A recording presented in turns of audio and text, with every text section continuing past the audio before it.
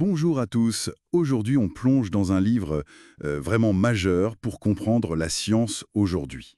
La logique de la découverte scientifique de Karl Popper. Alors ce texte, il date initialement de 1934 en allemand, et puis il a été bien retravaillé pour la version anglaise de 59. Et franchement, il a secoué pas mal de choses en philosophie des sciences.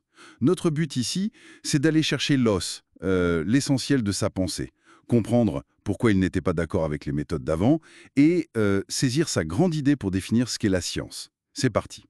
Donc Popper, il commence par pointer du doigt un souci, un gros souci même, dans la façon classique de voir la science. C'est le problème de l'induction. Comment on peut sérieusement justifier de passer de plein d'observations, genre «j'ai vu des milliers de signes, tous blancs», à une loi générale, universelle, «tous les signes sont blancs». Pour lui, cette démarche, l'induction, ça tient pas la route, logiquement.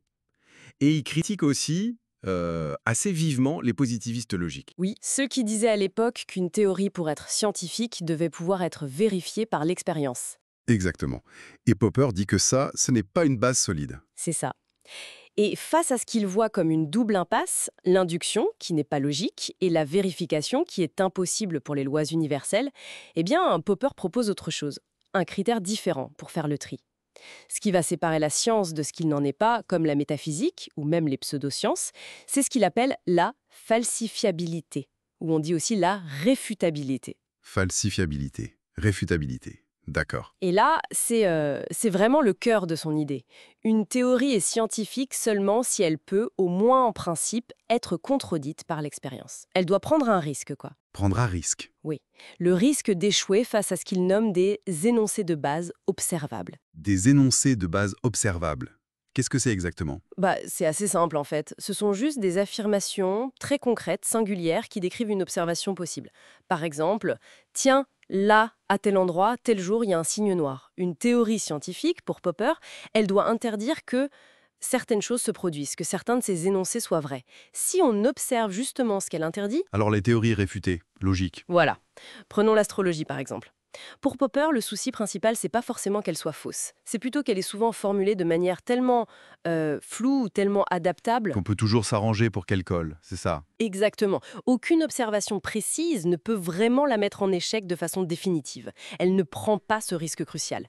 La science, au contraire, doit s'exposer, elle doit pouvoir être attaquée. D'accord. Donc la science, c'est ce qui peut potentiellement être prouvé faux.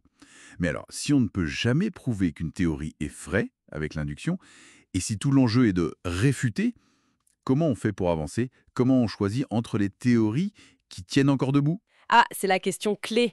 Et c'est là qu'il introduit son autre concept important, la corroboration. Une théorie n'est jamais vérifiée au sens de prouver vrai définitivement, mais elle peut être corroborée. Corroborer. Oui. Et il utilise une image assez parlante. Les théories sont comme des filets qu'on jette pour essayer d'attraper le monde, de le comprendre. Une théorie est corroborée quand elle a bien résisté à des tests nombreux et surtout sévères. Quand on a vraiment essayé de la mettre en difficulté, sérieusement. Et qu'elle a tenu bon? Voilà. Et aussi, idéalement, si elle a permis de faire des prédictions un peu audacieuses, risquées, et que ces prédictions se sont révélées justes. Plus elle a passé des preuves difficiles, plus elle est corroborée. Mais attention, hein, corroborer, ça ne veut pas dire vrai. Ça reste une conjecture. C'est juste la meilleure explication qu'on ait. Oui, on sent bien cette asymétrie dont il parle, c'est frappant. Il suffit de voir un seul signe noir pour que l'affirmation «tous les signes sont blancs» tombe à l'eau. Par contre, on aura beau voir des millions de signes blancs, ça ne prouvera jamais définitivement que tous sont blancs. Il pourrait toujours y en avoir un noir quelque part. C'est exactement ça. L'asymétrie entre vérification et réfutation. Du coup, la science, ça devient une sorte de processus de sélection, un peu comme l'évolution. On lance des idées audacieuses, les conjectures, et on les confronte durement à la réalité, à la critique, les réfutations. C'est une bonne image. Seules les théories les plus solides, celles qui résistent, survivent. Enfin, jusqu'à ce qu'elles soient elles-mêmes réfutées et remplacées par de meilleures théories. Et ça change radicalement la mentalité du scientifique, ou du moins, ça devrait. Le but n'est plus de chercher à tout prix à confirmer ses propres hypothèses. Mais plutôt de chercher la faille. Oui, de chercher activement les points faibles, de concevoir les tests les plus critiques possibles, pour ses propres théories comme pour celles des autres. C'est en éliminant les erreurs qu'on progresse, qu'on se rapproche d'une meilleure compréhension.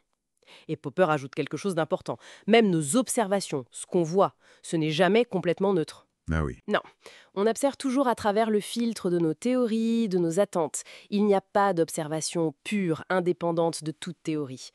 Tout est déjà interprétation, en quelque sorte. Intéressant. Et pour revenir à la corroboration, il insiste bien sur la différence avec la notion de probabilité. On pourrait penser qu'une théorie très corroborée est très probable, non ? Intuitivement, oui. Eh bien, Popper montre que c'est plus compliqué. Selon lui, la probabilité logique d'une loi universelle, qui par définition interdit une infinité de cas possibles, elle est en fait nulle. Nul, carrément. Oui, parce qu'elle prétend valoir pour un nombre infini de cas. Donc ce qui compte, ce n'est pas cette probabilité logique, mais plutôt la résistance de la théorie au test, sa trempe, sa capacité à survivre aux tentatives de réfutation.